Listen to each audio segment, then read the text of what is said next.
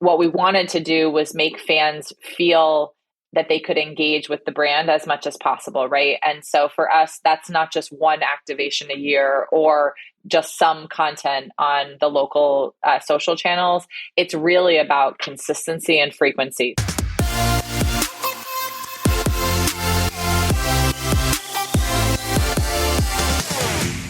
Welcome back to a new episode of the Sportsmaniac podcast, today on Sunday, because it's only 1 week until the NFL arrives in Germany for 2 games of their regular season in Frankfurt. That's why today we have a very special guest. Joining us from the US, I speak with Lara Krug, Chief Marketing Officer and EVP of Marketing at the Kansas City Chiefs, the reigning Super Bowl champion, who will also play next Sunday against the Miami Dolphins in Frankfurt.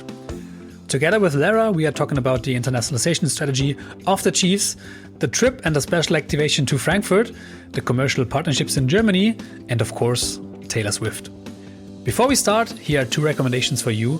First of all, tune in to the Touchdown Frankfurt podcast. It's the American football podcast of Eintracht Frankfurt, where you can get all the information about the games and, drumroll, win some of the last tickets for the sold-out games. I put the link to the podcast in the show notes. And second, we just started a new WhatsApp channel for Sportsmaniac. And if you want to have the latest sports business top news directly on your mobile phone or behind the scenes content of our productions of the podcast, go on sportsmaniac.de/WhatsApp or search directly on WhatsApp for Sportsmaniac. And by the way, last week we exclusively shared which AI tools we use at Sportsmaniac for our content. So that might be another reason to join our WhatsApp channel. And without further ado, now let's start our talk with Lara here in episode 429 of the Sports Maniac podcast.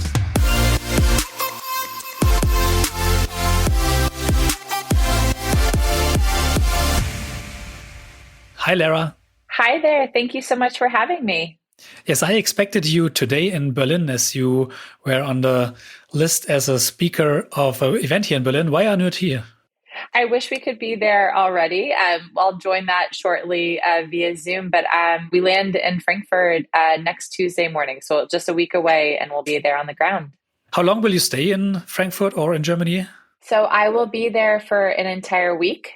So I get there Tuesday and I'll leave Monday after the game. Most of our working staff will get there a couple days around that same time. And then our players and coaches will join us on Friday morning.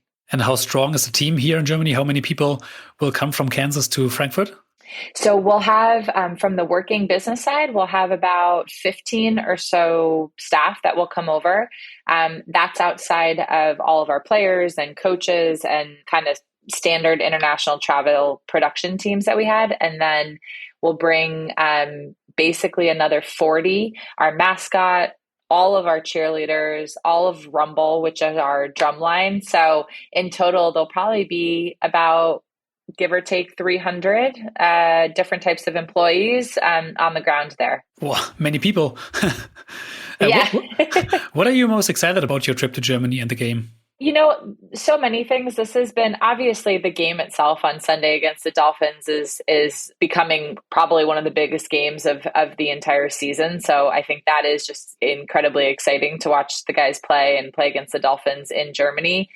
I think for all of us, what's really exciting is that this has been a many years coming, plan and program for us to get to play a game in Germany, for us to activate in a really big way that gives back to the fans. So I'm just excited for it to kind of all come to life. Obviously, we're excited about our activations. And then I think just really excited to see and feel Chiefs Kingdom coming to life in Germany. So all of it together, we're incredibly excited about. Besides the working stuff, do you have some spare time where you can spend anywhere else in Frankfurt? Is there a must-do on your list? We'll have a couple days here and there that we're able, hopefully, to explore. Honestly, I'm just excited to be in the city. I've spent a bit of time in Munich. We've spent some time in Dusseldorf when we attended Spobis 2 years in a row. I haven't had the opportunity to spend too much time in Frankfurt, so I'm just excited to explore. My husband and in-laws are coming as well to experience the game, so it'll be fun to see it through all the different eyes of business staff fans, generational fans, everybody. Yeah, we will talk about the activation later in this podcast. Maybe start with your role at the Kansas City Chiefs. What does the CMO actually do, and what is your role in the internationalization strategy of the Chiefs? I'm responsible for a variety of things that sit under the marketing platform. So everything from brand strategy, our design and creative work, all of the production and content that you see, not only in the game presentation here in Kansas City, but as well as all the content that you see on our social channels and website. I'm responsible for all of our website, our mobile app, our social channels, as well as all the work that we do in our community. We also have our own Hunt Family Foundation, which is a non-for-profit side of our business as well. So I'm responsible for all of it. There's about 40 employees that work on my team. And ultimately, as part of that, international and the efforts over there fall under my responsibility as well, in partnership with Kim Hobbs, who's our head of corporate partnerships. So her and I work together along with our team to bring all of our international efforts to life in Germany, Austria, Switzerland, and Mexico. So a few years ago, the NFL opens up the international markets for marketing for you and the teams. And you, as the Kansas City Chiefs, decided to go to Germany. Besides, I guess at that time it was 3 other teams. Why did you choose the German market? Yeah. So I think one of the really interesting things about the international program that the league has put in place is really the evolution as the league saw the opportunity internationally, right? In the past, the league had really been the one pushing a lot of the momentum in markets. And what they learned along that way was, while they had a lot of momentum, it was clear that fans were really, becoming fans from the team's perspective and from the players. And so when the opportunity was positioned that clubs could essentially bid on or engage in wanting to be in certain markets, we took a really aggressive stance on it, in the sense of, we knew that this was a long-term opportunity. This journey honestly started all the way back from our founder, Lamar Hunt, right? We were playing international exhibition games for years before that, as well as games, right, in Mexico and London. And so when we looked at the markets that the league was proposing, I think Germany for us was a huge opportunity for a variety of reasons. One, I think the fan base is avid and growing. I think the maturity of the sports fan in Germany was one that had the ability to take on, right, a new sport outside of soccer. I think we feel as though our values are very aligned with the German fans, right, in terms of, winning with character, being hardworking, really celebrating the fun of the sport and the joy of the sport. And then ultimately as well, we had a lot of existing relationships in place, for example, with FC Bayern under our ownership group with the Hunts. They also own a US soccer team in Dallas. There were some pre-existing relationships that we felt would add to the momentum for us to enter the German market as well. Regarding the match itself, you will play the Miami Dolphins, maybe the future Super Bowl in February. Do you think it was a good idea or a good decision to bring a game with that strength to Germany? I think it was a great decision. I think in the past, before this program really got up and running, I think a lot of times international fans felt as though the games that they were being seen in person, right, maybe didn't have the magnitude or have the importance in the season that they do. I think the fact that the league made the decision before the season even started, right, to put us together with this type of matchup was very smart on the league's behalf. And I also think there's a lot of just really interesting storylines, to your point now, that whether you're a German Tyreek Hill. Yeah, exactly. A German avid fan or a casual fan, there's these amazing personalities in the players really that are coming to life. And so even for the more casual fan in Germany, I think the game will really resonate. I think there'll be a lot of pickup of just the storyline. And listen, they're both amazing teams to watch. We obviously are rooting for ours, but I think no matter what, it'll be a really amazing experience and entertainment for the fans that are coming from, I think, all over the world to Germany. Before we go into the detail what happens in Frankfurt, because there will happen a lot.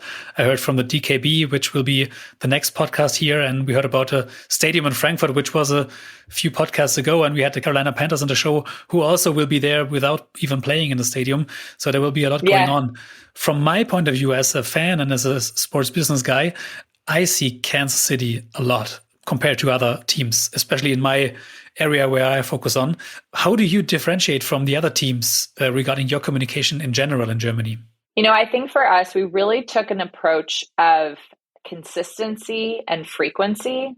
And I think you're seeing that and hopefully feeling that along with many other fans within the market, because we can't be there, right, every week with a game, because physically we aren't able to pick up Kansas City and Arrowhead and bring it to Germany. What we wanted to do was make fans feel that they could engage with the brand as much as possible, right? And so for us, that's not just one activation a year or just some content on the local social channels. It's really about consistency and frequency. So there have been multiple activations throughout the year of different sizes in different cities in Germany. We not only leverage a lot of our content from the US, we've also created custom content just for the German fan on our social channels. We have our own German TikTok channel as well that we've seen a ton of success from lately. We've done relationships with RTL and the media teams with DAZN and RTL because we know how important the awareness of our brand is, and again, into frequency. And so I would like to say that we've taken a bit of a different approach, because this was not just another part of our job, right? This wasn't an afterthought. This has really been the thought from so many of us here in Kansas City on how do we make this a really intentional business opportunity and brand opportunity. And then certainly, hopefully, you are all seeing some of the results of that also with new partners that we've brought on. So we have about 6 corporate partners now in Germany alone: Burger King, Engelbert Strauss, many others. And they are also really helping to extend and amplify our brand. So we're excited to see that too. So we feel though it's a multifaceted strategy, but consistency, frequency, and really understanding the German fan has really been, I think, the key to our success so far. Maybe you can give us a little bit insights into the process. How did you understand the German fans? How did you learn what they love, what they like, what they share, of course? And you said you produce different content, especially for the German market. How is that content different? And maybe how do the German fans differentiate from the US fans in communication-wise? Yeah, I think before we even started the process, we obviously worked a lot with the NFL and the league in terms of going through a lot of the research. And then once the process got up and running, one of the first things that we did was implemented an advisory board. So we have about 6 CEO level people from Germany in a variety of different industries that sit on our advisory board and that we meet with quarterly, but speak to all the time. And they've really been instrumental to us in terms of sharing big and small pieces of feedback in terms of how do we do this right. So whether that is strategically, what partner should we be speaking to, or tactically, how should our content come to life? What is resonating? They've been a huge part of it. We took the approach of bringing on a few different agencies in their specialties to execute, right? We don't have anyone from our organization physically on the ground, but our agencies are extensions of us. They've been instrumental in terms of understanding the German fan. And then what we have found is, one, a lot of the content that we do here, right, does resonate in Germany, the hype content, right? Patrick running out of the tunnel or mic'd up, right? When you can listen to Travis Kelce on the field, it's entertaining regardless of what country you're from and what language you speak. But we've definitely upped the type of content in Germany that might be more foundational, right? So a lot more education on the game.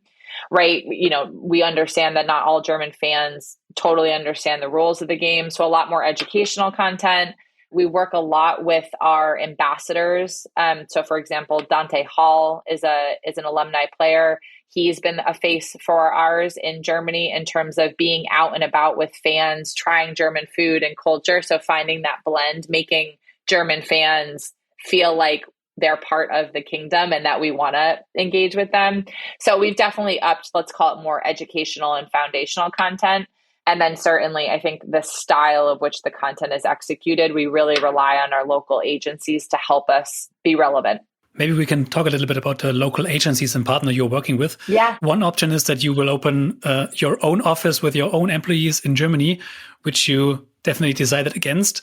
And you're working together with some agencies. I know a lot of them, and the network in Germany is very small, but maybe you can name them and tell us what they are doing for you. Absolutely. So we definitely looked at both approaches originally during the bidding process. What we felt and what we found was that for us to go and open an office in Germany could potentially be a bit more complicated than we were prepared for at first, just even in terms of taxes and laws and privacy permissions. And so I'm a big believer and advocate for agencies. I think there is a role for brands and agencies and areas of expertise. And so we brought on a majority of agencies in different disciplines rather than also only going to one agency and doing all capabilities. I came from Anheuser-Busch InBev in my past life, and I found that experience was very relevant in terms of finding the best at what they do. So we work with Sport5, who helps us with our sales and commercial process. We work with Brands and Emotions, who has helped us from day one on our activation and overall brand strategy. We work with Sweep, that handles our social and digital content and distribution. We work with Gold Rabbit, which is actually a US-based consultancy group, but founded and run by a gentleman who worked for Octagon Germany for many years and has that knowledge that can kind of connect the dots. And then we also have brought on a PR agency as we enter into the game and beyond with Sideline. So that's who we work with. We love our partners. They do a lot for us above and beyond probably even their day-to-day responsibilities and just helping us navigate, but has been successful for us. And we'll certainly continue to look at that model and evolve as we move forward. Do you also work with some kind of influencers who are influential in the football space, even in business or in the public? We do. We've done that a few different ways. A lot of times we do that directly from our team directly to the correct influencers. We've done that through Brands and Emotions with our activations. We work with the league a lot. They're very helpful in terms of giving us additional resources. And then I would say more on the B2B side, I think the relationships with RTL, with Marco from Spobis has been critical in terms of making sure that on the business B2B side, right, we have the right influencers and partnerships, I think, in terms of communicating our message. Okay, you mentioned some commercial partnerships, and you also announced a few days ago some new partnerships. I guess the first partnership was at the beginning of the year together with Engelbert Strauss, and you have 5 more. Maybe you can tell us a little bit more about the partnerships you have in Germany. Absolutely. So yes, Engelbert Strauss, and I apologize if I'm not saying it perfectly. I'm working on my German. So Engelbert Strauss was our first partner to come on. They're a fantastic family-owned organization that we were so excited to be the first one to come out of the gate with us. And it was actually announced right after, or the day before, I believe, Super Bowl, which feels like a lifetime ago now. Since then, we've brought on a few more partners. So we've brought on Burger King Germany, which we are very excited about. I think an amazing, creative, innovative partner with retail locations, right, which is exciting. We've brought on Crave, which is a pet food organization under the Mars company, which is awesome in terms of a new kind of CPG category for us. We've brought on Ring, part of Amazon. We've brought on Bison as well from a software and platform perspective. We have a relationship with RTL, and I believe that's it. In case I've missed anyone, I apologize. Are these partners completely new for you, or do you also have existing partners in Kansas, which you bring to Germany, or which have an international strategy as well? All of the partners in Germany are new for us, which I think is really exciting, right? It's totally incremental. We do have a relationship with AWS, Amazon Web Services here in Kansas City, and that's obviously the owner of Ring. But specifically for Ring, we don't have a local partnership. And so, yeah, Kim Hobbs, who runs our partnership group and us together and with Sport5, really looked at it from a very open lens, right? We certainly have spoken to many of our local partners in the US, and that may be opportunity as it continues to go. But what we were really interested in and saw is that there's a lot of brands and industries in Germany that were really open and excited to speak to us because of who the Chiefs brand is, who obviously our performance on the field, our organization and ownership with the Hunts being such a big and authentic part of the NFL. But yeah, totally incremental and really exciting partnerships in a variety of different industries, which allows the brand to be further amplified and brought to fans in a new way. As I have no clue what these packages look like, how does a usual package look like? Is there What are the rights that are included? Each one of them is custom. That's a very specific approach that our organization takes, right? We like to customize our programs and partnerships, which I, credit to Kim and our organization on building things that are right for the partners and right for us. And so each of them look different. We like to maintain the idea of multi-year partners. And that was something that's very important to us, not only for us to show the commitment to the partners that this is not a one and done operation for us, but also I think for the partners to feel committed on our side that we can build this partnership together for the long run. But yeah, a variety of different ways, whether it's IP, whether it's activation assets, whether that is social content, game opportunity, in-game opportunities for this upcoming game. So variety of different ways it has come to life. And I think it's exciting. And I'm certainly excited to get on the ground to see what we have been improving on email in terms of some of the visuals. Burger King has a dedicated store that's going to be home of the Chiefs. So I know Crave is doing a lot in terms of trade and retail merchandise. So really excited to see everything that they've done. And as I have no clue about the size of these packages, how much money does a partner usually have to bring on the table to start a partnership with you in Germany? I will also not reveal anything exclusive there.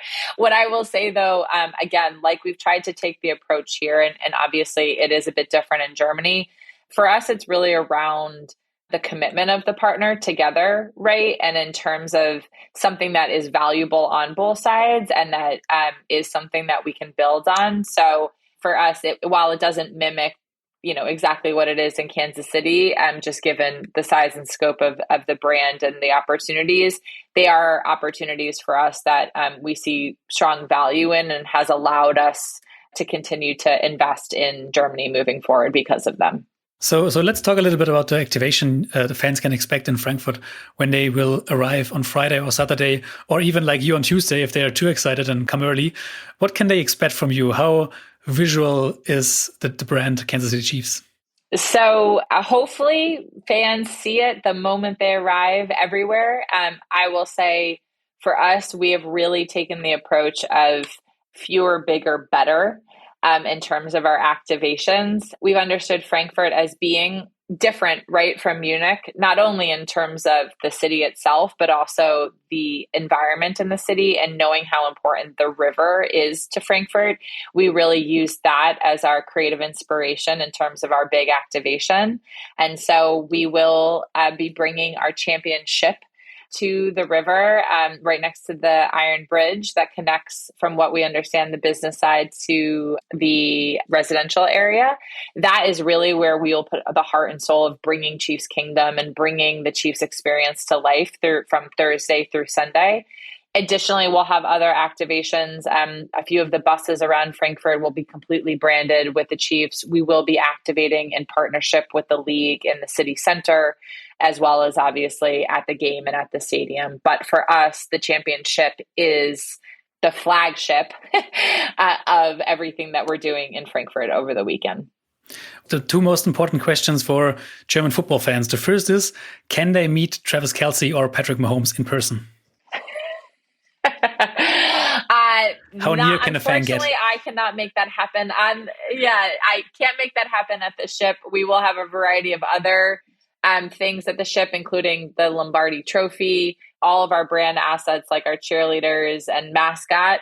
I will not be able to have Patrick and Travis on the ship as they will be busy getting ready for the game on Sunday. But hopefully fans who are able to get tickets to the game could get as close as they could to them on the sidelines or on their seats. But we'll have a lot of other things that will hopefully, and some great photo ops where you can feel as though you are Travis Kelce catching a ball on our activation. And the second most, maybe it's even the most asked question, is it possible that Taylor Swift will do a concert on the boat?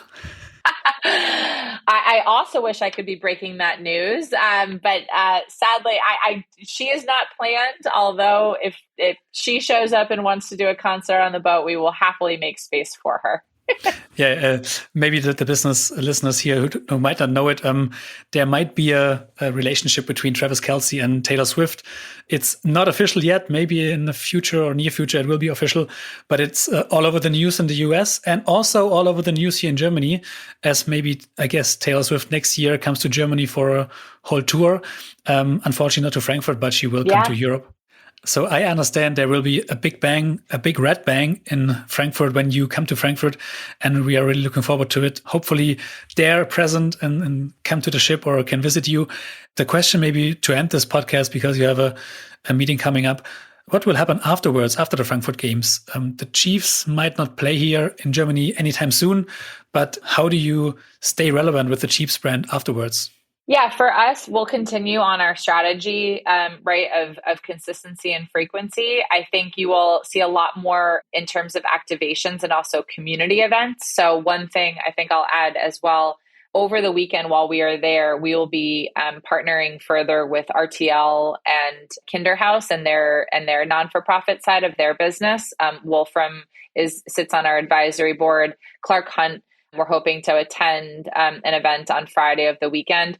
I think you're going to see a lot more of that from us to make sure that we are consistent in Germany, not only from content, experiences, activations, and partnerships, but also in terms of giving back to the German community and fans. A lot of the initiatives that we'll have also is through our youth flag football program, which we know we've seen some success before. We've done some stuff in Munich. We'll continue to do that in other cities in Germany. So hopefully a lot more. And really for us, the game is the cherry on top of an already really exciting opportunity and investment we've been making. So Lara, I wish you all the best. Thanks for your time. Thank you. We will hopefully maybe see each other again in the future. All the best to Kansas. Have a nice day. Thank you so much for having us. Go Chiefs. Vielen lieben Dank fürs Reinhören. Bevor du abschaltest, eine kleine Bitte. Wenn du heute einen Mehrwert aus dem Podcast mitgenommen hast, dann hinterlasse uns doch eine 5-Sterne-Bewertung auf Apple Podcasts oder deiner Spotify-App. Damit hilfst du uns, dass noch mehr Menschen wie du von den Inhalten des Podcasts profitieren. Vielen lieben Dank, mach's gut und ciao, ciao. Der Sportsmaniac Podcast ist eine Produktion von Maniac Studios.